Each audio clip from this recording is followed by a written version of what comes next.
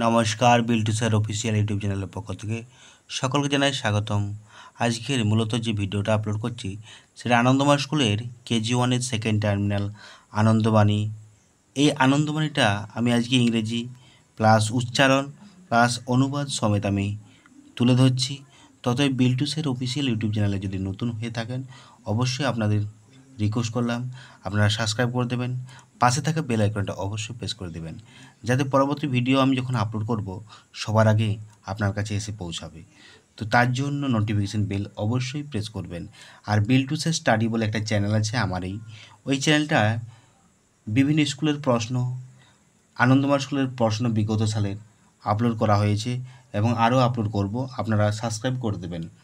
চলুন আজকে শুরু করছি ভিডিওটা। আনন্দবাণী কী আছে প্রথমে, your ideal is represented by your conduct, your learning, your social or economic status have nothing to do with your ideal.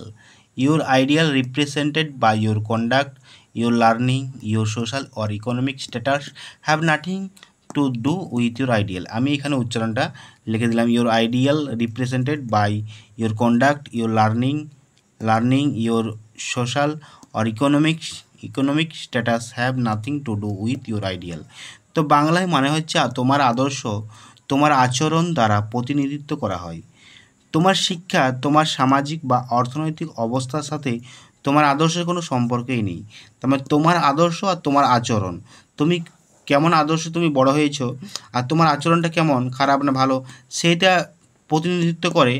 কিন্তু তোমার শিক্ষা কতটা, তোমার সামাজিকতা কতটা বা অর্থনৈতিক কতটা অবস্থা, তার সঙ্গে কোনো আদর্শের কোনো সম্পর্ক নেই।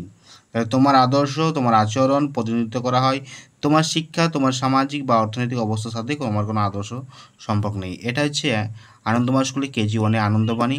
ততএব এইটা সেকেন্ড টার্মিনালে আসবে, আপনাদের অনুরোধে আমি ভিডিওটা আপলোড করছি। তো লাইক করবেন, কমেন্ট করবেন, শেয়ার করবেন আর বিল্টু স্যার অফিসিয়াল ইউটিউব চ্যানেলের পাশে থাকবেন। টাটা, বাই বাই, আবার দেখা হবে পরবর্তী ভিডিওতে।